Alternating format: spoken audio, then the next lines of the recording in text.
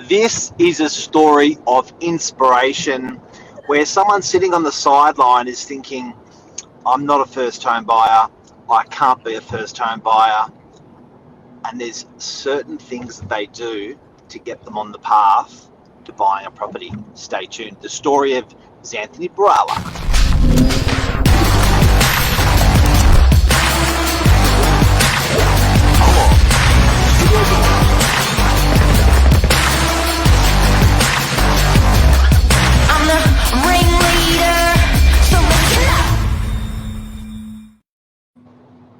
Good morning. Oh, this is a beautiful story. It is. How are you, Xanth? Yeah, I'm well, thank you. How are you? Good, I'm good, ready good. to be really raw and busy week? just really authentic. It's been a really good week, yeah. Busy. Busy is good. Whoa. Whoa. Hey, I'm going to say my weight every day on the show so I lose weight and embarrass myself. Okay. 115.2.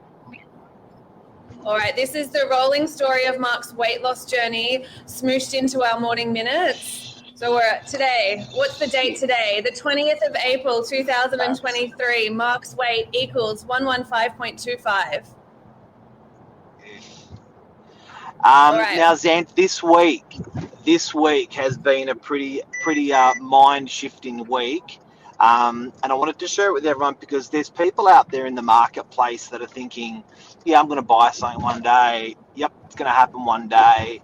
And one day turns to 1 year, turns to 3 years, turns to years and years. And it's like, stop, think about it. You may be able to be a first home buyer right now. Yeah. A bit of an epiphany moment. You had it this week. I did. So a bit of context to my story. Look, in the background of my mind, I've always thought about getting into the property market, but what was stopping me from even making that first step was I'm a single person. I don't have a partner to go invest in a property with. I have a huge HECS debt hanging over in the background of my mind as well, coupled with not a huge amount of savings in the bank because when I was younger, I valued traveling and just living a bit of a lifestyle and didn't really think about having that saving in the bank. So whilst the property hunt has always been in the background of my mind, I've just never really thought that I could get into it by myself, given how unattractive I am towards the banks. Perceived unattractive. Yes. So in my mind, that was just gospel to me. I was unattractive. I had so much negative outweighing the positive that no, who would want to give me some money to go and buy a property when I have all of this debt and I don't have much savings and I'm a single income earner. So that was where I was at. That was my belief. You didn't think you were financially beautiful. No, I thought that I was just unattractive, just ugly to the banks. They didn't want to borrow of me. I was a swipe left, not a swipe right. And what happened? And this week? So I was just sitting down in the Novak office, one of the mortgage brokers that you know quite well, actually, Mark Conway, was there. We had a casual sit down, just a bit of a chat, just to see where I was in the world of potentially getting a loan to go on the property hunt. And it shook me. I'm really not as unattractive as what I first thought I was. I do have enough in my savings and I do earn just enough where I can get my foot in the property market to buy my first home. I might not be able to buy something that's worth $1 million, but I can at least afford something to get me into the market and create my own property journey and have something that's my very own. What made you meet with the mortgage broker? I just thought that I'm getting old enough where I can start to think about these things, and I just wanted to have that clarity and certainty. Okay, I know I've been thinking about this for so long, but if I keep on putting it off, I'll never actually do it. Let's bite the bullet, pull the trigger, and just see where I'm at. It doesn't necessarily mean that I need to dive straight in and buy a property right now, but if I can get the facts see where I stand, see what I could potentially borrow, then that will give me some kind of clarity to move forward and know where I stand in my situation today. I still don't understand why you thought you were not financially beautiful. I don't understand why you thought that you didn't have the capacity to borrow. I don't understand why you thought you couldn't buy a first home property, be a first home buyer. Um, can can you throw a lifeline out there for people to understand why you thought that and how you shifted yourself into not thinking that? Because it's almost like a model saying, I'm not good enough to be a model, and you walk into a modeling agency and they recruit you as a model. It's sort of the same with financially. Like, you're like, nah, I don't think I can do the loan thing. I can't do the loan thing.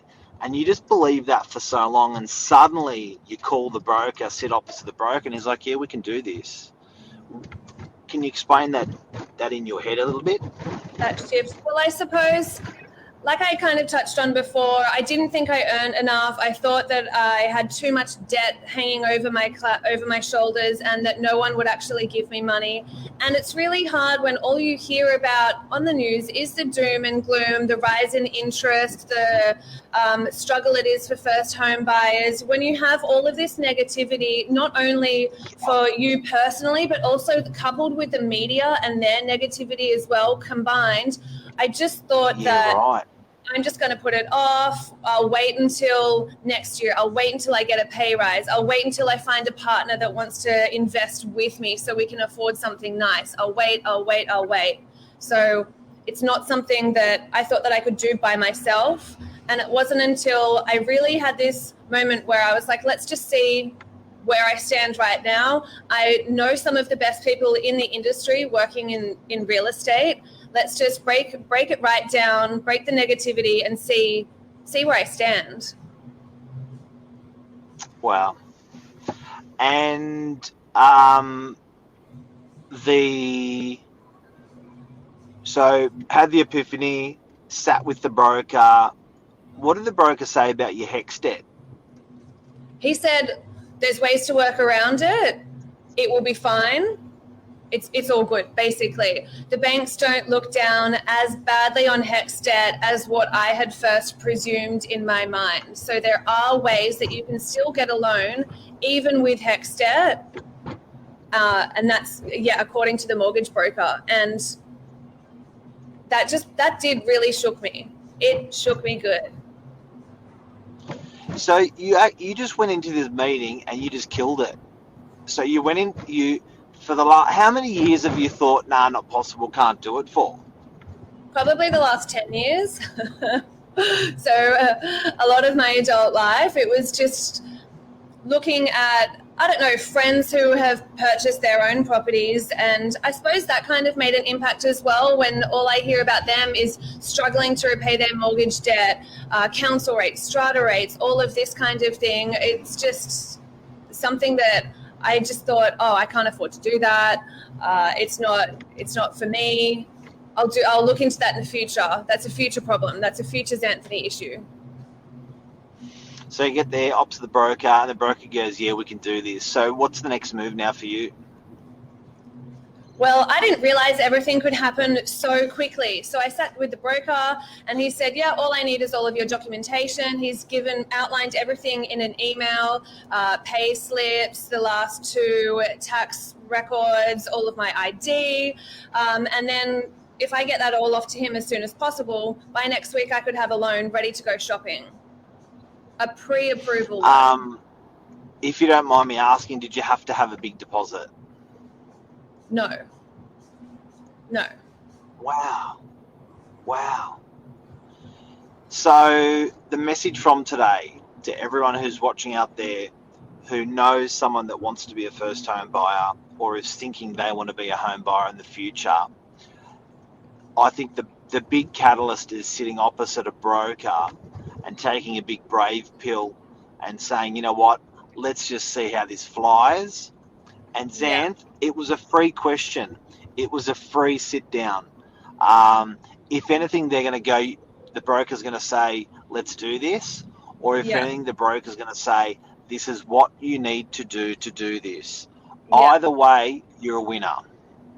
Absolutely. And look, I can empathize with everyone out there who is in a similar situation to me. So I'm speaking directly to you or someone that you may know. I'm keeping it really raw, authentic, and humble. And look, like Mark said, swallow that brave pill. Just sit in front of someone to see where you stand, because trust me, you're probably not as worse off as you actually think. And there is an opportunity and an avenue to get into the property market if it's something that you're interested in. So bite the bullet, jump straight in the deep end, just have a casual sit down to see where you stand. When I spoke with Billy from the office, first home buyer specialist, when we were talking about doing our first home buyer evening, we spoke about a posse, the emotional journey. So not just the financial one, but recruiting friends and family and people around you to kick your ass. Did you have that a little bit? Look, I've never really had a family to help guide me into the property market. I've never really had that kind of that confidence boost where, come on, Anthony, you can do it. We can help you, or that little silver spoon. It's all been on me all the time. So it's my own journey. It's my own emotional journey. And I suppose my friends have done it for themselves as well. So I can relate with them, but it's not like I had that emotional journey around me. It's all on me. So how does someone harness that energy on themselves to say, yep, I'm gonna push myself to do it? Like, what was the so probably friends around that have done the purchase thing that gave you big inspo. Time, having done your world travels and your travels, that gave you inspo. Been there, done that. Now I'm going to move on to first home buyer thing. And you just sort of you got forward that decision. Just stop procrastinating. I'm a big procrastinator myself, and I always think, oh, it'll get done. And does it ever? No. I mean, I've been thinking about this for 10 years, and have I ever actually done anything about it? No. So just kind of kicking myself into gear, much like you and your weight loss journey, kicking yourself into gear and just doing it. So can I have a commitment from you then, and I'll give you one? Okay. We'll pinky promise. When are you going to pinky promise buy a property? Because we're going to document this again. Okay, well, I'm getting all of my documentation off to the broker in the next few days. So hopefully by next week, I'll have just as much as I can, my loan amount that I can go shopping with. And let's say in the next 3 months, I'll have put some kind of, I don't know, offer on at least one property. So by my birthday, 30th of July, you would have bought a property. I'd put an offer on one. I might not be the winner, but I'll put an offer on one. Okay. And speaking of men in property, look who we have. Good morning, team. Oh, chief strategist, chief economist of Novak. Chief strategist. Wayne Hughes, everybody. You're going to put an offer on the property. I am. Fantastic. In 3 months. Can you move the camera up a bit? You're sinking. Wayne, business coach of Novak. Oh, look at that. Business coach of Novak for the last 15 years, almost 20 years maybe. How are you? 2003, 20 years, my friend. Yeah. 20 years now. Perfect. Great. Well, today's topic was about Xanthony, and it was a casual sit down with a mortgage broker to buy a property suddenly got very, very real, that she's got the capacity to do it. She has thought it's no chance to be able to do it, and she can. Yeah. How often does that happen? I think the brokers would tell you that anyone that is even contemplating it should just go and see them. And one of my recommendations to, or even my daughter for that matter, was just go and see the broker and see what happens and see how it all comes together. right? Which go. is what I've been saying as well. The other startling thing that they can do, Mark, is when you've seen the broker, if you're going to get into the stock market and you're completely uneducated, one of the tools they use is to do what's called paper trading. So you don't actually buy the stocks and shares, you just create a spreadsheet and pretend you did. And I've put $1,000 into these shares, see where it is, and if I sell that and I buy the next shares, and just keep a spreadsheet of where you would get to. And so you can do the same thing with property. Just go and see your broker, see what you've done, and then go and see some open homes and things, and just put it together on spreadsheets to see if you could afford the property. And pretty soon you're going to find one that you fall in love with, ticks all the boxes. You're used to doing the paper trading quickly, so you're used to it and you're confident about it. Call your broker, it's all going to be a goer, and off you go. First home buyers, take note today. Wayne Hughes has spoken. Xanthi is sharing her journey with you, and it's real. And Wayne, you can share this episode with your lovely daughter. And you know what, guys, just get out there and if you're not going to do it now, at least put a couple of steps in the direction of doing it. And that is still getting opposite that broker. It's still doing that paper trading that Wayne's talking about, going to open house and stepping yourself through the process. It will happen eventually. And Mark, the other thing that's worth noting, broker is one half of the occasion. Get friendly with a real estate agent. They know what's going on. No, I'm serious. Because they know what's going on. And the first house that I bought, I literally bought it within an hour, and I had 2 calls from real estate agents saying, I found your house. And I bought the house within an hour. The second agent called to say, I found your house. And I said, is it this one? I've already bought it.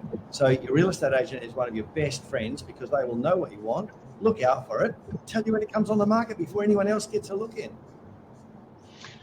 As part of the emotional journey of being a first home buyer, embarrass yourself by telling everyone.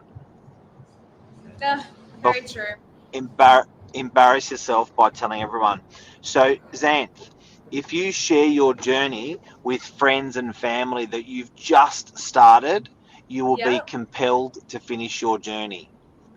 I think so too. And a lot of people can relate to that and give you their own little 2 cents and advice as well. And then they can be there to help blow the smoke up in your wings, keep you flying, and motivate you as well. Well said. So, guys and girls, another thing out of today, that emotional journey, share it with friends and family and people that matter, and they will keep giving you a little sort of push on. How's it going? How's the looking? Have you bought anything yet? Each time they ask you, it's going to help. It's going to nudge you forward more towards that property purchase. Yeah, very true. See the excitement in this space? You too can share that excitement. Yeah, you can. That's it. It's a new lady. All right, guys. Have a great day. Thanks for coming on, Xanth and Sharon. See you next week. See ya. Bye. Says ya. Bye.